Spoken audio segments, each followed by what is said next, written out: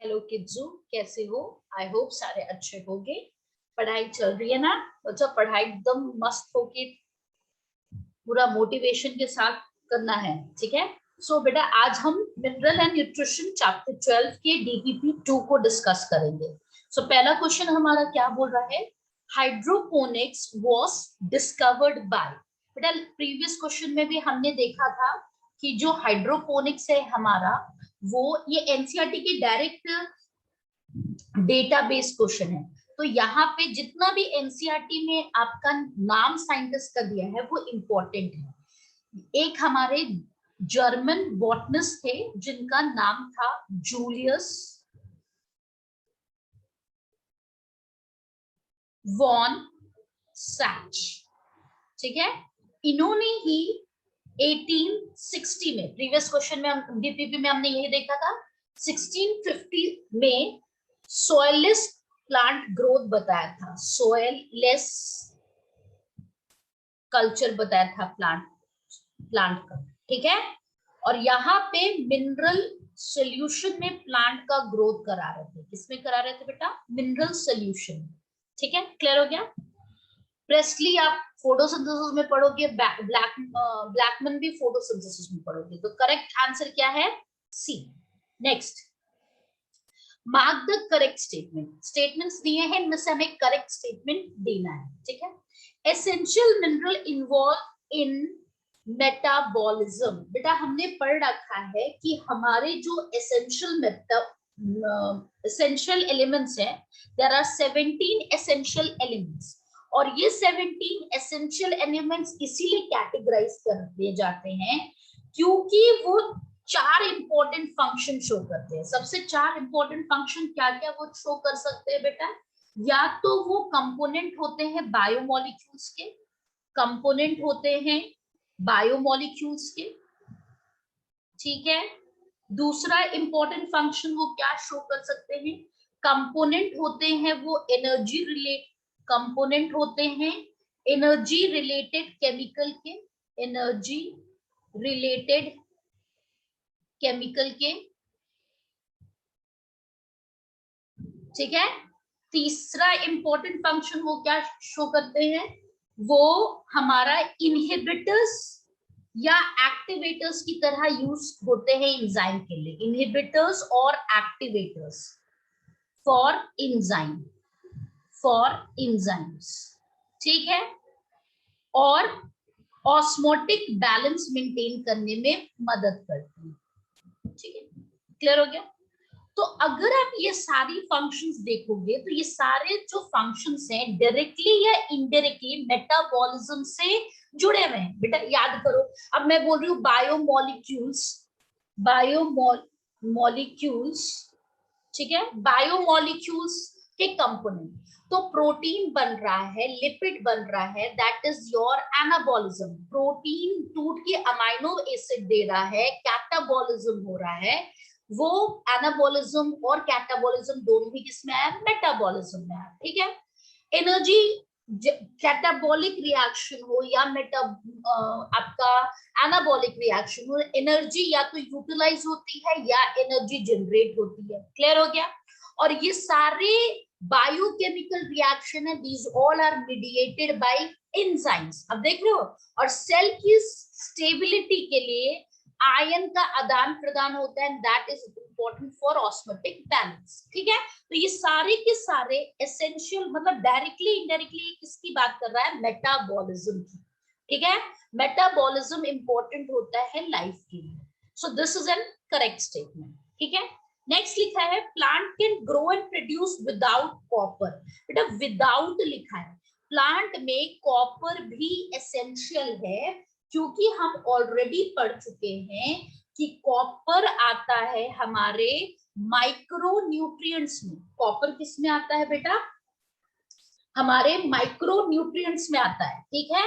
और micro nutrients किससे बनता है? आपका जो एसेंशियल एलिमेंट है, एसेंशियल मिनरल्स हैं, वो micro nutrients plus micro nutrients से बनते हैं, है ना। एसेंशियल मिनरल्स किससे बनते हैं? एसेंशियल न्यूट्रिएंट्स किससे बनते हैं?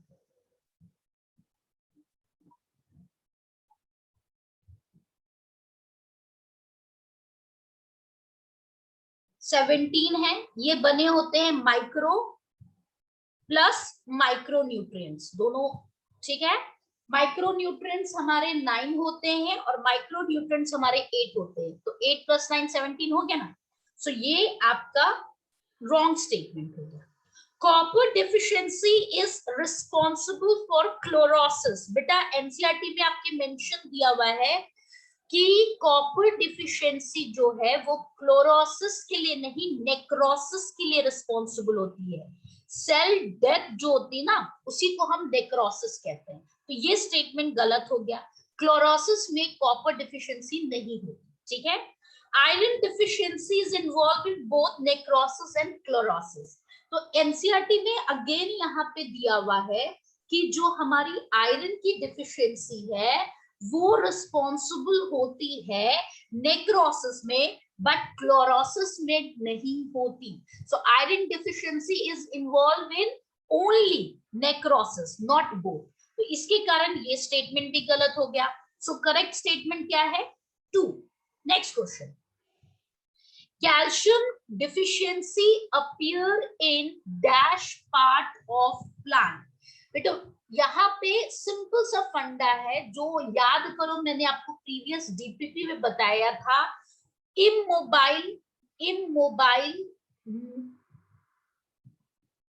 मिनरल्स, ठीक है, और मोबाइल मिनरल्स। तो हमने क्या पढ़ा था बेटा, याद करना कि मोबाइल मिनरल्स की डिफिशियंसी ओल्ड पार्ट में दिखेगी और इमोबाइल मिनरल्स की deficiency young part of the plant में दिखेगी, ठीक है। और इमोबाइल में बेसिकली हमने 2 एग्जांपल देखा था, calcium and sulphur. Calcium and sulphur ये इमोबाइल मिनरल्स थे। तो यहाँ पे कैल्शियम की डिफिशियंसी बोल रहा है, यानी ये सिंपल लैंग्वेज में समझो क्या पूछ रहा है कि इमोबाइल की डिफिशियंसी हमें सबसे पहले किसमें अपीयर होगी? अभी मैंने बोला यंग पार्ट में। तो would is not a young part. आप ऑलरेडी पढ़ चुकी हो एनाटॉमी चैप्टर में कि वुड जो होता है वो आपका ओल्ड एज, यानी स्टेम जब यंग होता है तो ग्रीन होता है, और जब वो ओल्ड एज में जाता है, मेच्योर होता है, तभी वो वुडी में कन्वर्ट होता है। So wood is not an young part, it is an old part. Senses वो old aged, old ही हुआ ना, aged leaves, senses जिनकी डेथ पास हो गई, ठीक है। Mature stem नाम से ही पता चल रहा है ये भी old part है। Young is a leaf, young leaf is a young part. So correct answer हमारा क्या होगा बेटा? D होगा। Next question क्या बोल रहा है?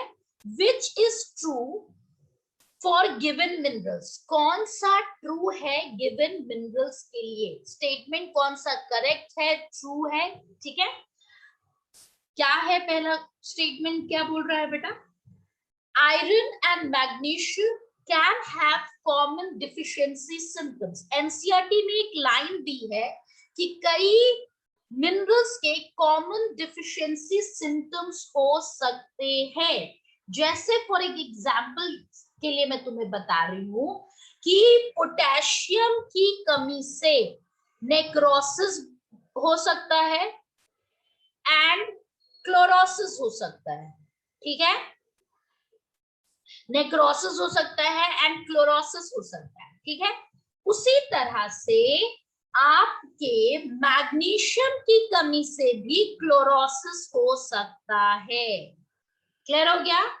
अंडरस्टूड? मैग्नीशियम की कमी से भी आपके क्लोरोसिस हो सकता है और नेक्रोसिस हो सकता है। तो दोनों ने कॉमन सिम्टम्स दिखाया ना, so this can be same, ठीक है। एक एग्जांपल मैंने एनसीईआरटी का ही किया है। क्लियर हो गया? Both magnesium and iron have same critical concentration. NCERT में दिया है कि जो क्रिटिकल कंसंट्रेशन होती है डिफरेंट एलिमेंट की डिफरेंट होती है, ठीक है। और ऐसे भी फर्क होगा, क्यों?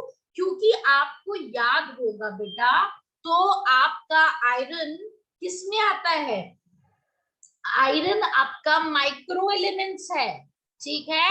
और मैग्नीशियम जो आता है, मैग्नीशियम हमारा माइक्रो एलिमेंट्स है, तो ऑब्वियसली इन दोनों का जो रेंज होगा वो डिफरेंट होगा, ठीक है। Magnesium and iron show same toxicity, ये भी करेक्ट नहीं है, सेम टॉक्सिसिटी नहीं शो करता, ठीक है, क्लियर हो गया। Iron and magnesium both are micronutrients, अभी जस्ट मैंने बताया आयरन तो है माइक्रो न्यूट्रिएंट्स, लेकिन जब हम मैग्नीशियम की बात करते हैं तो ये माइक्रो न्यूट्रिएंट्स होता है। सो करेक्ट आंसर क्या हो गया हमारा, A. Next question, mineral involve in necrosis and chlorosis both are. बेटा अभी जस्ट मैंने एक एग्जांपल आपको दिया था इससे पहले वाले क्वेश्चन में, ठीक है, कि पोटेशियम ऐसा है जो एनसीईआरटी में आप देख लोगे कि ये नेक्रोसिस और क्लोरोसिस दोनों में इन्वॉल्व होता है, क्लियर हो गया। पोटेशियम नेक्रोसिस और क्लोरोसिस दोनों में इन्वॉल्व होता है, क्लियर, अंडरस्टूड। कॉपर की बात करेंगे तो ये नेक्रोसिस में, एन फॉर नेक्रोसिस है, ठीक है, कॉपर की बात कर रहे हैं तो ये नेक्रोसिस में इन्वॉल्व होता है, हमारा क्लोरोसिस में इन्वॉल्व नहीं होता है। कैल्शियम की भी बात करेंगे तो ये नेक्रोसिस में इन्वॉल्व होता है, क्लोरोसिस में इन्वॉल्व नहीं होता है। नाइट्रोजन की अगर हम बात करते हैं बेटा, तो नाइट्रोजन क्लोरोसिस में इन्वॉल्व होता है, हमारा नेक्रोसिस में इन्वॉल्व नहीं होता। Whereas potassium necrosis and chlorosis दोनों में इन्वॉल्व होता है। नेक्रोसिस क्या होती है, death of tissues, death of tissues, और क्लोरोसिस क्या होती है बेटा, लॉस ऑफ क्लोरोफिल, और लॉस ऑफ क्लोरोफिल होने के बाद के कारण क्या होता है, yellowing of leaves, yellowing of leaves, याद रहेगा। So the correct answer will be B. दोनों पूछ रहा है। Next, mark the wrong statement. इसमें से हमें क्या करना है, wrong statement mark करना है। कार्बन इज नॉट माइक्रोन्यूट्रिएंट्स, बेटा कार्बन माइक्रोन्यूट्रिएंट्स होता है, नॉट होने के कारण ये स्टेटमेंट गलत हो गया, ठीक है। All essential elements are taken by plant from roots, बेटा मैंने आपको बोला है एसेंशियल एलिमेंट्स कितने होते हैं, एसेंशियल एलिमेंट्स हमारे 17 होते हैं। इन 17 में हमारा जो कार्बन, हाइड्रोजन और ऑक्सीजन होता है वो मिनरल्स के रूप में कंसिडर नहीं किया जाता, नॉट मिनरल, बिकॉज ये रूट से नहीं लिया जाता। तो ये कहना कि all essential elements are taken by plant from root क्या हो जाएगा बेटा, गलत, ठीक है। Some elements which are essential not deficient below critical concentration, बेटा जो भी एलिमेंट हमारे एसेंशियल है अगर वो बिलो क्रिटिकल कंसंट्रेशन में होंगे तो दे विल शो डिफिशियंसी, तभी तो कमी, तभी तो एसेंशियल है तभी तो कमी दिखेगी, अगर वो नहीं होंगे तो, अगर वो एसेंशियल नहीं होते तो उनके होने ना होने से कमी नहीं पता चलती, क्लियर हो गया। तो ये स्टेटमेंट भी गलत हो गया, तो यहाँ पे तीनों स्टेटमेंट गलत है, सो द करेक्ट आंसर क्या होगा, all the above are wrong, ठीक है। नेक्स्ट क्वेश्चन, नेक्स्ट क्वेश्चन क्या बोल रहा है, minerals involve in cation and अनायन balance, बेटा कैटायन एंड अनायन बैलेंस अगर मैं टर्म बोल रही हूँ तो इसका मतलब मैं किसकी बात कर रही हूँ बेटा, मैं इसका मतलब बात कर रही हूँ वो जो सेल में ऑस्मोटिक पोटेंशियल मेंटेन करते हैं, क्या मेंटेन करते हैं, ऑस्मोटिक पोटेंशियल, ठीक है, क्लियर हुआ। ऑस्मोटिक पोटेंशियल सेल में बेसिकली कौन मेंटेन करता है, हमारी एनसीईआरटी में कौन सा एग्जांपल दिया है, पोटेशियम सोडियम, है ना, तो यहाँ पे पोटेशियम आयन होता है ना, तो पोटेशियम आयन आंसर होगा, क्लियर है। Next, when K is below critical concentration, it can show symptoms. अगर K यानी पोटेशियम क्रिटिकल कंसंट्रेशन से बिलो होगा तो ये कौन कौन सा सिम्टम शो करेगा बेटा? ऑलरेडी प्रीवियस क्वेश्चन में हम डील कर चुके हैं। ये क्लोरोसिस शो करता है, वी हैव ऑलरेडी डील। ये नेक्रोसिस भी शो करता है, वहां पे यही क्वेश्चन था ना प्रीवियस क्वेश्चन में कि कौन सा दोनों शो कर रहा है, तो क्लोरोसिस और नेक्रोसिस दोनों कौन शो कर सकता है? हमारा पोटेशियम। और साथ ही साथ ये इनहिबिशन ऑफ सेल डिविजन भी शो करता है, इनहिबिशन ऑफ सेल डिविजन। ये सारे एनसीईआरटी की डेटाबेस क्वेश्चन है, ये हमारे टिप पे होने चाहिए, ठीक है? तो ये ऑल ऑफ द अबव आएगा। नेक्स्ट क्वेश्चन, नेक्स्ट क्वेश्चन क्या पूछ रहा है? Minerals which activate nitrogenase and catalase both, ठीक है बेटा? हमने पढ़ा है कि मिनरल्स का एक और इंपॉर्टेंट रोल है। क्या इंपॉर्टेंट रोल है? कि ये एक्टिवेटर की तरह काम करता है, किसमें? एंजाइम का। जो हेलो एंजाइम वाला कंसेप्ट याद है ना, हेलो एंजाइम यानी होलो एंजाइम, ठीक है? जब एंजाइम में दोनों पार्ट पाया जाएगा, प्रोटीन पार्ट प्लस बायोमोलिक्यूल्स में पढ़ा है ना नॉन प्रोटीन पार्ट। सो जो नॉन प्रोटीन पार्ट होता है वो हमारा क्या क्या हो सकता है? प्रोस्थेटिक ग्रुप हो सकता है, प्रोस्थेटिक ग्रुप हो सकता है, कोएंजाइम हो सकता है, एंड हमारा मिनरल्स जिसे हम एक्टिवेटर या इनहिबिटर कहते हैं, ठीक है? इनहिबिटर ये बेसिकली मेटल डाइवेलेंट या मोनोवेलेंट्स होते हैं, ठीक है? क्लियर हो गया? तो याद रखना नाइट्रोजनीस और कैटलिस। नाइट्रोजनीस इसी चैप्टर में आगे जब हम नाइट्रोजन फिक्सेशन पढ़ते हैं तो बहुत इंपॉर्टेंट है। नाइट्रोजन फिक्सेशन में जो एंजाइम मदद करती है वो नाइट्रोजनीज ही है। वहां में पता है कि ये Fe और Mn से कॉम्प्लेक्स बनाता है। तो नाइट्रोजनीज एंजाइम की एक्टिविटी के लिए ये दोनों आयन इंपॉर्टेंट है। Mn यहाँ पे दिया नहीं है बेटा, so the correct answer will be iron, Fe, ठीक है? Next question, toxicity is difficult to determine. ये पूछ रहा है टॉक्सिसिटी हमें इजीली क्यों नहीं पता चलती, क्यों डिटरमाइन करना टॉक्सिसिटी मुश्किल है, ठीक है? ऑप्शन क्या दे रहा है? Toxicity symptom is not appearing in leave. बेटा ऐसा कुछ नहीं है, टॉक्सिसिटी सिम्टम्स लीव में या अदर पार्ट में भी अपियर करता है, तो ये स्टेटमेंट गलत हो गया। Symptoms of toxicity of mineral similar to deficiency. Symptoms of toxicity of mineral is similar to deficiency. बेटा ये स्टेटमेंट क्या कह रहा है कि अगर एक मिनरल ए है उसकी जो टॉक्सिसिटी का सिम्टम होगा, ठीक है, वही सिम्टम उसकी डिफिशियंसी में दिखेगा। ये स्टेटमेंट ये बोल रहा है। स्टेटमेंट समझ में आया ना कि क्या बोल रहा है?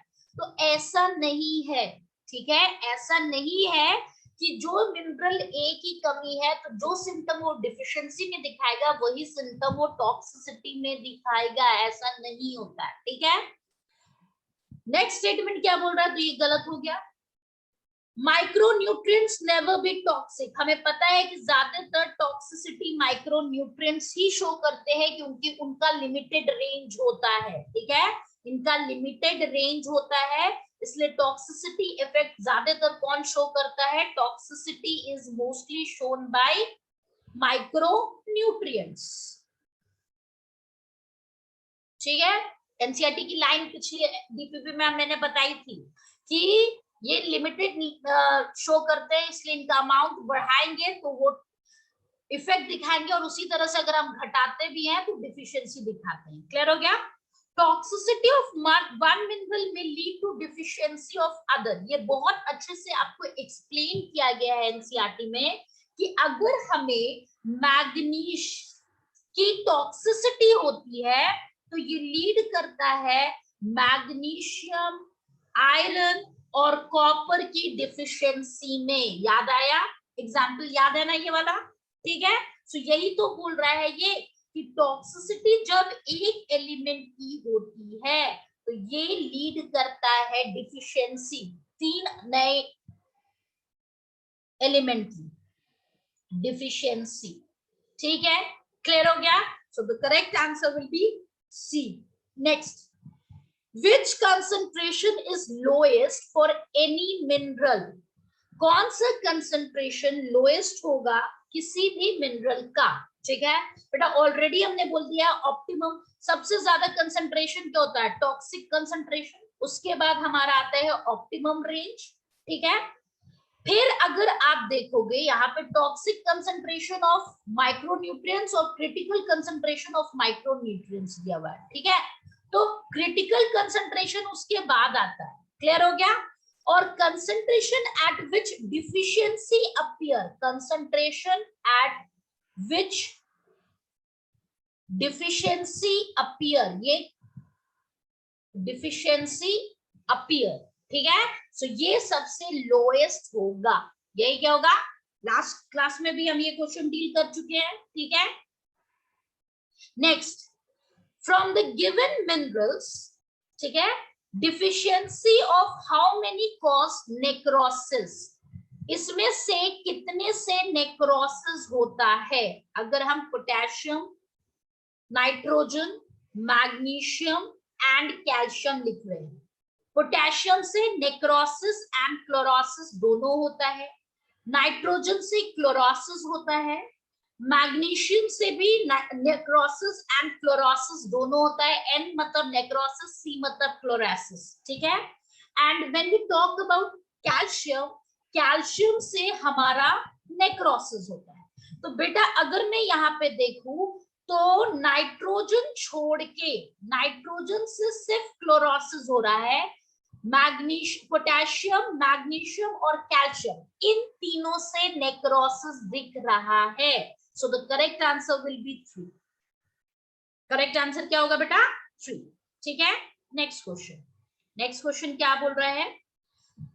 Iron and magnesium have similarity as both. Iron और मैग्नीशियम की सिमिलैरिटी क्या होती है? सेम क्रिटिकल कंसंट्रेशन नहीं। आयरन और मैग्नीशियम एनसीईआरटी में मेंशन है, दोनों के दोनों क्लोरोसिस के लिए रिस्पॉन्सिबल होते हैं। ठीक है, सो यही इनकी सिमिलैरिटीज है। बोथ माइक्रोन्यूट्रिएंट नहीं बेटा, हमें पता है आयरन माइक्रोन्यूट्रिएंट है, लेकिन अगर मैग्नीशियम की बात करें तो ये माइक्रोन्यूट्रिएंट है, तो ये स्टेटमेंट गलत हो गया। Both are part of chlorophyll, ये स्टेटमेंट भी गलत है। ठीक है, क्लियर हो गया? सो करेक्ट आंसर क्या होगा? मैग्नीशियम क्लोरोफिल का पार्ट होता है, आयरन नहीं। तो यहाँ पे आंसर क्या होगा? Involve in chlorosis in deficient. ठीक है, mineral involve in photolysis of water. Photolysis of water, photolysis of water कहाँ पढ़ना है? आगे चल के जब हम फोटोसिंथेसिस पढ़ेंगे, फोटोसिंथेसिस में लाइट रिएक्शन पढ़ेंगे। लाइट रिएक्शन में हम जानते हैं कि स्प्लिटिंग ऑफ वाटर होती है, स्प्लिटिंग ऑफ वाटर होती है। ठीक है, जिससे हमारा ऑक्सीजन लिबरेट होता है इन प्रेजेंस ऑफ लाइट। इसी को हम फोटोलाइसिस बोलते हैं। लाइसिस, फोटो, फोटो मतलब in presence of light, lysis टूटता है, वाटर स्प्लिट होता है। क्लियर हो गया? और यही रीजन है कि हमारा फोटोसिंथेसिस में बाय प्रोडक्ट में ऑक्सीजन लिबरेट होता है। इसके लिए एक कॉम्प्लेक्स यूज होता है जिसे हम ऑक्सीजन इन्वॉल्विंग कॉम्प्लेक्स कहते हैं।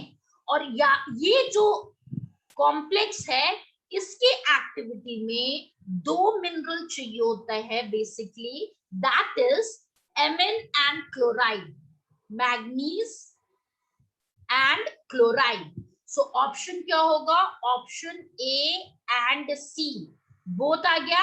सो the correct answer will be D. Correct answer क्या होगा बेटा? डी। क्लियर? यहां तक कोई problem? Next question. Minerals involve in carbohydrate translocation. बेटा ये एनसीईआरटी की डायरेक्ट लाइन है, ये बहुत इंपॉर्टेंट है। जो बोरोन होते हैं वो कार्बोहाइड्रेट के ट्रांसलोकेशन में मदद करते हैं, कार्बोहाइड्रेट के ट्रांसलोकेशन में मदद करते हैं। ये एनसीईआरटी में डेटा दिया हुआ है डायरेक्टली। क्लियर हो गया? सो इसका आंसर होगा boron. Next question. Copper is mainly absorb in the form of, ये सारे एनसीईआरटी के डायरेक्ट डेटाज हैं।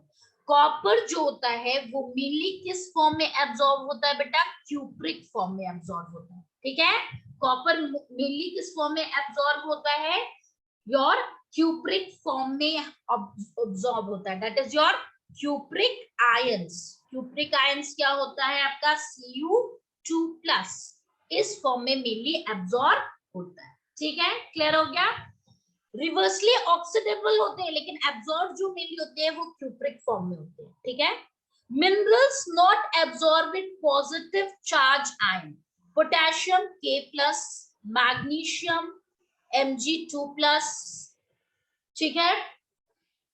मॉलीबॉडम का अगर हम लिखते हैं तो मॉलीबॉडम तो क्या होता है, MO, ठीक है, 2+, क्लोराइड Cl-, तो नेगेटिव कौन है, नॉट एज पॉजिटिव पूछ रहा है, यानी नेगेटिव पूछ रहा है,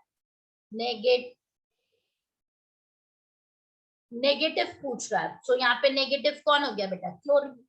नेक्स्ट क्वेश्चन, ठीक है, नेक्स्ट क्वेश्चन क्या पूछ रहा है, which mineral help in the formation of mitotic spindle, ये एनसीईआरटी में दिया हुआ है।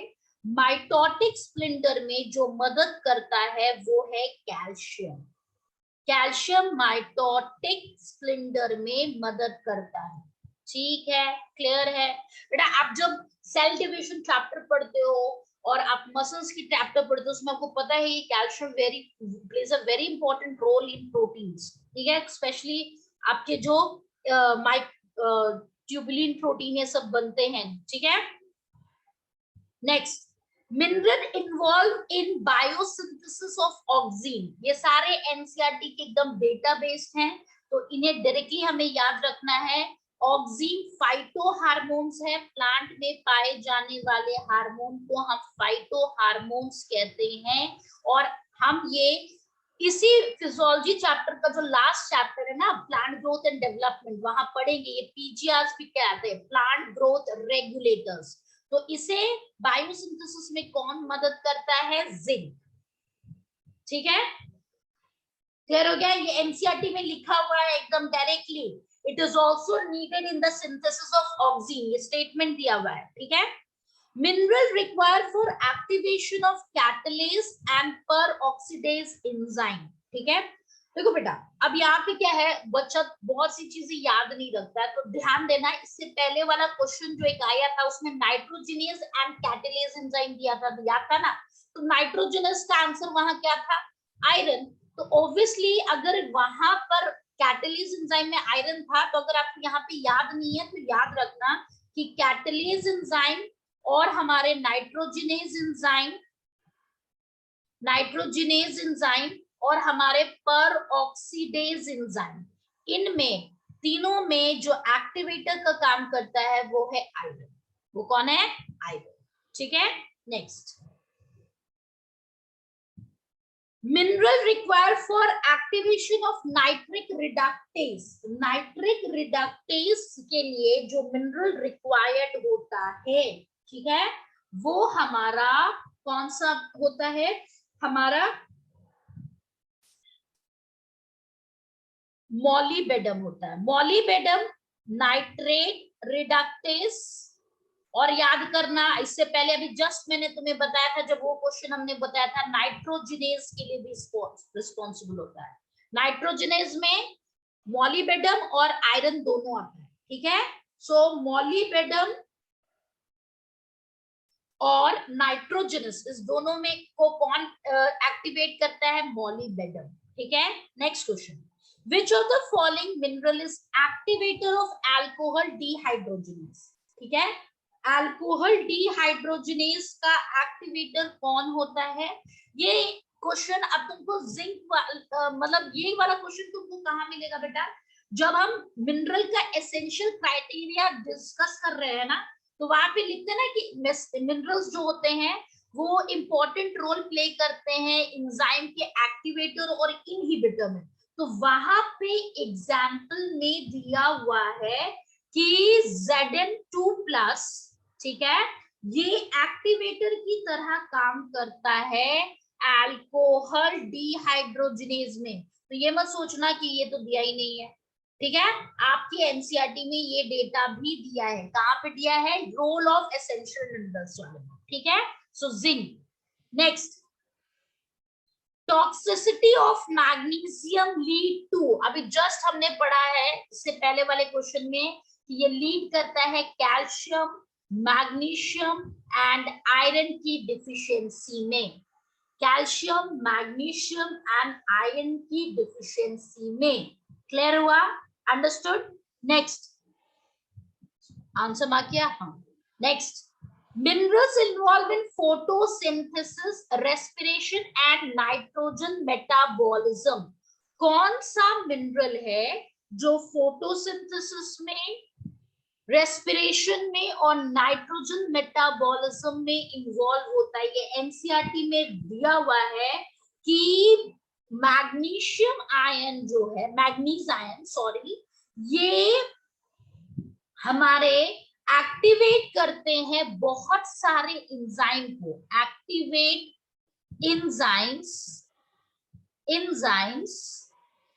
which are responsible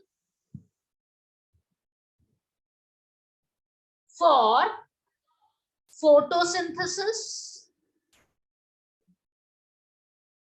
ठीक है।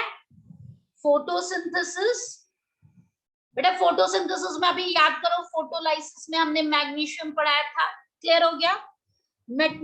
रेस्पिरेशन, रेस्पिरेशन में पूरे चार्ट होते हैं, आप देखोगे उसमें आपके मैग्नीशियम रिस्पॉन्सिबल होता है, ठीक है, क्लियर हो गया। एंड नाइट्रोजन मेटाबॉलिज्म, अभी हमने जस्ट देखा है नाइट्रोजनेज एंजाइम की एक्टिविटी, नाइट्रोजन मेटाबॉलिज्म, ठीक है, क्लियर हो गया। सो आपको ये याद रखना है कि जो इंपॉर्टेंट रोल प्ले करता है तीनों में वो है मैग्नीज, ठीक है, क्लियर हो गया। Next question, studies of mineral absorption is possible on, NCERT की ये लाइन है कि हम मिनरल के एब्जॉर्प्शन की मिनरल के एब्जॉर्प्शन का जो मैकेनिज्म है वो हम आइसोलेटेड सेल में, टिश्यू में और ऑर्गन, इन तीनों में स्टडीज कर सकते हैं। सो the correct answer will be D. Next, mineral which compete with magnesium for enzyme binding with present in excess, ठीक है। सो कौन सा था बेटा, आपको याद आया होगा, टॉक्सिसिटी हमने पढ़ी थी ना, किसकी टॉक्सिसिटी पढ़ी थी, टॉक्सिसिटी ऑफ मैग्नीज, ठीक है, यही रीजन था ना, it lead to magnesium deficiency, क्योंकि ये क्या करता है, कंपीट करता है for enzyme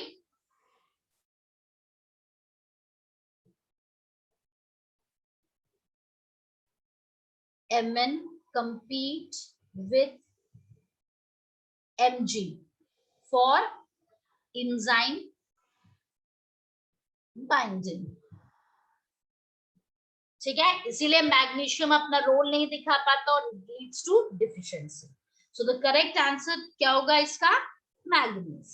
next, during mineral absorption initial absorption is, mineral absorption में आपके जो मिनरल एब्जॉर्प्शन होता है ना बेटा, तो यहाँ पे दो फेजेस होते हैं, आपकी इनिशियल फेज, ठीक है, एंड जो आपका इनिशियल फेज होता है वो क्या होता है, first phase and second phase, ठीक है। तो फर्स्ट फेज को हम इनिशियल फेज कहते हैं, ये क्या कहलाता है, इनिशियल फेज, और हमारा सेकेंड फेज। तो जो हमारा फर्स्ट फेज होता है ये हमारा फास्ट होता है एंड सेकेंड फेज हमारा स्लो होता है, ये याद रहेगा, ठीक है, क्लियर हो गया। और हमारा जो इनिशियल फेज होता है वो क्या होता है, फास्ट होता है, और यहाँ पे जो अपटेक होता है वो किससे होता है, एपोप्लास्ट से होता है। और एपोप्लास्ट क्या होता है बच्चा, पैसिव। और यहां पे क्या होता है, सिम्प्लास्ट। क्लियर हो गया। सो करेक्ट आंसर क्या होगा, फास्ट एंड पैसिव, यानी option number A and B. So the correct answer will be D. Clear. Next question, mineral involved in protein synthesis and also maintain turgidity। ये roles में mineral के दिए हुए हैं कि पोटेशियम जो होता है ये अभी हमने देखा बैलेंस भी मेंटेन करता है, ऑस्मोटिक बैलेंस, यानी ये मेंटेन करता है सेल की टर्जिडिटी। टर्जिडिटी ठीक है बेटा, याद करो ये, और एक जगह भी हमने पढ़ा था stomata opening and closing, previous chapter में ट्रांसपोर्ट इन प्लांट चैप्टर जब हमने पढ़ा था तो याद आया, स्टोमेटा जब ओपन होता था वो टर्जिड होता था, क्लोज होता था तो वो फ्लेसिड हो जाता था। और वो किसके कारण होता था, पोटेशियम की इन्फ्लेक्स और रिफ्लेक्स से ही ना, याद आया। तो क्लियर हो गया। तो ये मेंटेन करता है क्या, टर्जिडिटी, एंड साथ ही साथ ये इंपॉर्टेंट रोल प्ले करता है इन प्रोटीन सिंथेसिस। यहाँ पे प्रोटीन सिंथेसिस की जगह ट्रांसलेशन भी लिख सकता है, सो आप कंफ्यूज नहीं होना, ठीक है। So the correct answer is K. Next, mark the correct statement. इनमें से हमें करेक्ट स्टेटमेंट मार्क करना है, ठीक है। Copper and magnesium is part of ETC. बेटा कॉपर होता है लेकिन मैग्नीशियम इलेक्ट्रॉन ट्रांसपोर्ट चेन का पार्ट नहीं होता, ठीक है। Ferredoxin and cytochrome both have iron and sulphur. Ferredoxin में आयरन एंड सल्फर होता है लेकिन साइटोक्रोम में सिर्फ हीम ग्रुप पाया जाता है, यानी आयरन होता है सल्फर नहीं होता। बोथ के कारण ये स्टेटमेंट गलत हो गया, ठीक है। नेक्स्ट क्या बोल रहा है, पेप्केस का एक्टिवेटर जिंक है, ठीक है। क्लियर हो गया। तो आपको याद होगा कि हमारा मैग्नीशियम आयन होता है एक्टिवेटर, ठीक है। हमने हमारे एनसीईआरटी में दिया हुआ है मैग्नीशियम आयन किसका किसका एक्टिवेटर है, रुबिस्को। क्लियर हो गया। पेप्केस, पेप्केस ठीक है। फॉस्फोइनोल पायरोवेट कार्बोऑक्सिलेज, पेप्केस, ठीक है। क्लियर हो गया। सो यहाँ पे जिंक के कारण ये स्टेटमेंट भी गलत हो गया। Absorption of nitrogen occur in nitrate form, ये सही है। नाइट्रोजन का एब्जॉर्प्शन किस फॉर्म में होता है बेटा, नाइट्रेट फॉर्म में होता है। क्लियर हो गया, understood. Absorption. Next, mineral can be absorb in both positive and negative charge. अभी जस्ट यही चीज हमने बताया है कि नाइट्रोजन का मेनली एब्जॉर्प्शन किस फॉर्म में होता है बेटा, इस फॉर्म में मेनली एब्जॉर्प्शन होता है, ठीक है। नाइट्रेट नाइट्राइट फॉर्म में होता है, ठीक है। क्लियर हो गया। एंड नाइट्राइट फॉर्म में होता है, ठीक है। इसके अलावा नाइट्रोजन का इस फॉर्म में भी एब्जॉर्प्शन होता है, ठीक है। क्लियर है। तो पॉजिटिव और नेगेटिव दोनों फॉर्म में पूछ रहा है। वेरएस अगर हम सल्फर की बात करते हैं तो सल्फर का एब्जॉर्प्शन होता है SO4 माइनस नेगेटिव फॉर्म में, ठीक है।